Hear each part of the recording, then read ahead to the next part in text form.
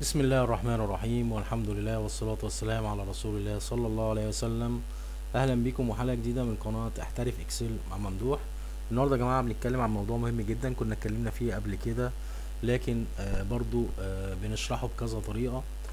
لو عندك مثال زي كده في اسم منتج أو منتجات، وكل منتج حقق في 3 شهور مبيعات معينة في في كذا فرع، في الفرع الأول والفرع التاني والفرع التالت والفرع الرابع. دي إجماليات المبيعات بتاعته، والطلب منك إن أنت تجيب إجماليات الفروع كلها في شيت واحد. فعندك كذا طريقة، فاحنا هنستخدم منها طريقتين اللي هما يعني بطريقة سهلة وبسيطة نقدر نجيب الاجمالي. طبعا انت لو عندك داتا كبيره وكده فالموضوع هيبقى بالنسبه لك صعب. طبعا انا ما اقدرش اجي اعمل كده، مثلا استخدم الطريقه اللي هي بيساوي واروح فاتح الفرع الاولاني واروح دايس كده زائد ده زائد ده زائد ده، واروح دايس نولتج زائد ده فرع الرابع. اوكي،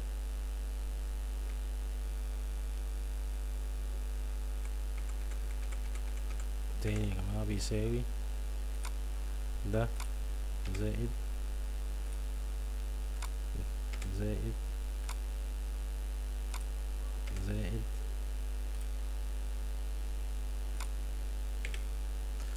بالشكل ده. وبعد كده هنعمل سيلكت، بعد كده هناخد بقى ايه سيلكت كده.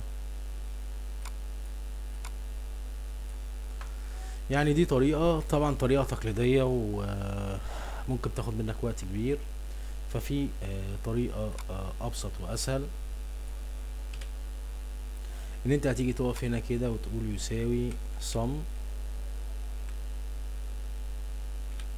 وهتفتح قوس وتيجي على الفرع الاول وتدوس كده، وبعد كده تدوس شيفت وتيجي على الفرع الرابع، هتلاقيه معلم على نفس الخانة اللي انت واقف عليها وهتدوس انتر.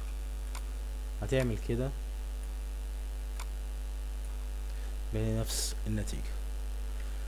دي طريقة من ضمن الطرق.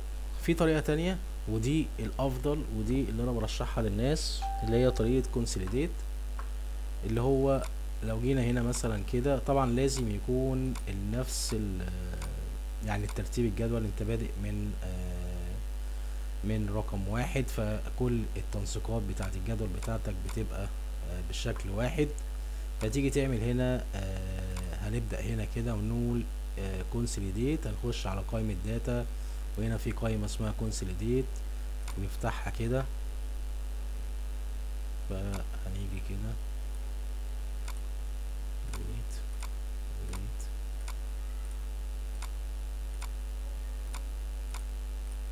اول حاجة لما بنفتح القائمة بنلاقي في فانكشن هنا، بنلاقي عدة معادلات sum account average maximum minimum وهكذا. الريفرنس بتاعك انت بتروح على الريفرنس بتاعك بتقول له الفرع الاولاني، وبحدد المنتج بتاعي وبدوس اد. بروح على الفرع التاني الاقيه اوتوماتيك هو راح محدد لي عليه، بدوس اد. بروح على الفرع التالت نفس الموضوع، الفرع الرابع بدوس اد. بعد كده هنا بيقول لي توب رو، انت عايز التوب رو اللي هو من او اسم المنتج والشهور، بقول له اوكي. وعايز الرايت كولوم اللي هو الكولوم اللي فيه اسم المنتج، بقول له تمام وبقول له اوكي. طلع لي نفس الموضوع. عايز تخلي بقى نفس الشكل، هتاخد ده كده وتستخدم فرشة التنسيقات وهتروح عليها وتروح عامل كده. اصبح دي الاجماليات بتاعتك كلها. دي طريقة ان انت تجمع اكتر من شيت في شيت واحد. في كذا طريقة، بس احنا بنختار الاسهل والابسط والاسرع كمان. فده كان موضوع حلقتنا النهارده، ارجو ان يكون الفيديو عجبكم ويكون فيه استفادة للناس. وما تنسوش دعم القناة بالاشتراك في القناة وتفعيل الجرس عشان يوصلكم كل جديد. وشكرا جزيلا لكم، والسلام عليكم ورحمة الله وبركاته.